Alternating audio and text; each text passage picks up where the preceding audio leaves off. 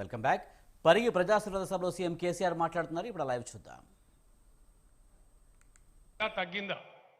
14లో తెలంగాణ వచ్చినాడు మన ఆదాయం లక్ష రూపాయలు ఉండే తలసరి ఆదాయం ఇలా 3,18,000తోని ఇండియాలోనే నంబర్ 1 రాష్ట్రం ఉన్న తెలంగాణ.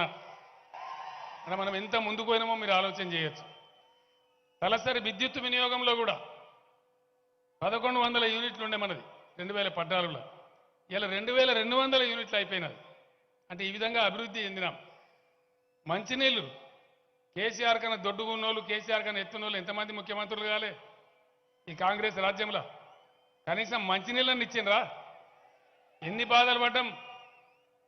గ్రామాలలో బోర్లు కాలిపోతుంటే, ఆ మోటార్లు కాలుతుంటే సర్పంచులు పడ్డ బాధలు, ప్రజలు పడ్డ బాధలు మర్చిపోయినాం. అప్పుడే రబ్బర్ బిందెలు పట్టుకొని యాడికాడికో పోయి తెచ్చుకున్నాడు. ఆ బోరింగులు కొట్టి కొట్టి అలసిపోడు. ఇలా బాధ లేదు. కష్టపడి తెచ్చుకున్నాం. ప్రతి ఇంట్లో నల్లా పెట్టి, ప్రతి లంబాడి తండాలో పెట్టి, ప్రతి దగ్గర పెట్టి బ్రహ్మాండంగా నల్లా నీళ్ళు ఇచ్చుకుంటా ఉన్నాం. మరి ఇంకా ముందుకోవాలి రాష్ట్రం అంటే తప్పకుండా బీఆర్ఎస్ గెలవాలి. ఇంకా ఇట్లే ఉండాలి, ఇంకా ముందుకు పోవాలి, ఇంకా చిక్కబడాలి తెలంగాణ అంటే తప్పకుండా మీ ఆశీస్సులు అవసరం అయితే. అందుకోసమే నేను మనవి చేసింది మీకు, ఓటు అంటే ఆశామాషి వేయద్దు. చాలా ప్రోగ్రాములు ప్రకటించినాం. రేపు ఆడబిడ్డలకు డెఫినెట్గా సౌభాగ్య లక్ష్యం ప్రోగ్రాం పెట్టినాం. అద్భుతంగా వాళ్ళందరికీ కూడా ఆర్థిక సహాయం అందిస్తాం. ఈ విధంగా ఎన్నో కార్యక్రమాలు కూడా ప్రకటించినాం. మీ అందరికి తెలుసు, ఇప్పుడు వ్యవసాయం, కరెంటు, మంచినీళ్ళు, రోడ్లు ఇవన్నీ బాగా చేసుకుంటూ వచ్చినాం. ఇండ్లు కట్టాల పేదలకు నాకు తెలుసు. తప్పకుండా వచ్చే సంవత్సరంలో మిషన్ మోడ్ తీసుకొని ముమ్మరంగా ఇండ్లు కూడా కట్టిస్తామని చెప్పి నేను మనవి చేస్తా ఉన్నా. జాగలు లేని వాళ్ళకి జాగలు ఇస్తాం, జాగలు ఉన్న వాళ్ళకి గృహలక్ష్మి కింద మంజూరు చేస్తాం. బ్రహ్మాండంగా ఒక మిషన్ మోడ్లో గృహాలు కూడా నిర్మాణం చేసుకుందామని నేను తెలియజేస్తా ఉన్నా. ఒకటే రోజు అన్ని కావు కదా, ఒకటి తర్వాత ఒకటి చేసుకుంటూ పోతా ఉన్నాం. ఇప్పుడు కనీస అవసరాలు కొన్ని తీరినాయి కాబట్టి రేపు ఇండ్ల నిర్మాణం కూడా బ్రహ్మాండంగా చేసుకుందాం. దయచేసి కాంగ్రెస్ వాళ్ళు అడ్డగోలుగా మాట్లాడుతున్నారు. ఒక పెద్ద మనిషి అడిగిండట, నువ్వు ఎందుకు పుట్టినవరా వంకర అంటే చక్కగా ఉన్నోని ఎక్కిరించడానికని మాట్లాడినాడు.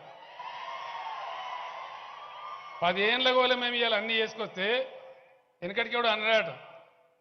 మళ్ళీ ఇప్పుడు మేము ధరని తీసేస్తాం, పాటవారీలు తెస్తాం అంటే ఏమన్నట్టు? తద్దినం ఉన్నదని భోజనానికి వెళ్తాం, మీ ఇంట్లో రోజు ఇట్లనే జరగాలన్నాడట. ఇంతగానో అధ్వానం ఉంటుందా? మళ్ళా పైరవ కాలం తెస్తాం, మళ్ళీ విఆర్ఓలను తెస్తాం. ఇది పద్ధత? బీఆర్ఎస్ కన్నా పలాని ఇంకా మంచిగా చేస్తామని చెప్పాలి కానీ ఉన్నదంతా ఊడగొడతాం.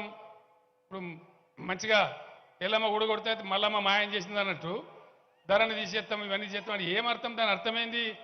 తప్పకుండా మళ్ళా కాంగ్రెస్ వస్తే దళారి రాజ్యం వస్తుంది, మళ్ళా పైరవకారులు చెలరేగుతారు. ఇలా నిశ్చింతగా ఉన్న రైతులు మీరు ఏ ఆఫీస్కి పోకుండా, మీ కడుపులో సల్లగదలకుండా ధరని మీకు బ్రహ్మాండంగా మీ చేతికి వస్తూ ఉంది, ఒక పైసా తరుగు లేకుండా. అదే రేపు ఎట్ట రావాలా? మునిగిపోతాం. అందుకే చాలా జాగ్రత్త అనే మనవి చేస్తా ఉన్నా. పరిగి असेंबली हल्के में जितने भी हमारे मुसलमान बुजुर्ग है और हमारे मुसलमान भाई बहन है, मैं आप तमाम लोगों को सलाम करता हूं. आपसे अदबन गुजारिश करता हूं कि परिगी असेंबली हल्के से हमारे हरीश्वर रेड्डी साहब के बेटे महेश रेड्डी को जिताइए.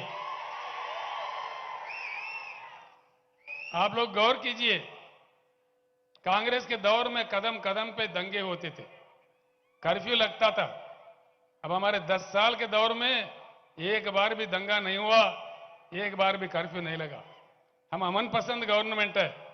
गंगा जमुना तहजीब जो हमारे तेलंगाना का शान है, हम उसको सर पे लिए चलते हैं. मैं आप लोगों को परिगी में मैं कई बार आया था, मेरा तकरीर भी हुआ था जब तेलंगाना के लिए लड़ रहे थे. उन दिनों में कह रहा था हमारे तेलंगाना के जंग में नेकी है, नीयत है, इंसाफ है. अल्लाह के घर में देर है लेकिन अंधेर नहीं है. और वो साबित हुआ. अल्लाह का करम हुआ, हमको तेलंगाना रियासत हासिल हुआ. आज कांग्रेस वाले उल्टा सीधा बात कर रहे. आप लोग गौर कीजिए, हमारे से पहले 10 साल लगातार कांग्रेस का हुकूमत था. अकलियती बहबूदी के लिए, माइनॉरिटी डेवलपमेंट के लिए 10 साल के कांग्रेस के हुकूमत में उन्होंने खर्च किया सिर्फ 2,000 करोड़. अब हमारे 10 साल के दौर में हमने खर्च किया 12,000 करोड़। ये हिसाब असेंबली में है, ये हिसाब असेंबली में है। इसीलिए जनाब अकबरुद्दीन ओवैसी भी असेंबली में खुलकर कहा, आप लोगों ने सुना। तो हम अमन पसंद सरकार है। బీజేపీ నేత లక్ష్మణ్ మీడియాతో మాట్లాడుతున్నారు. ఇప్పుడు లైవ్ చూద్దాం.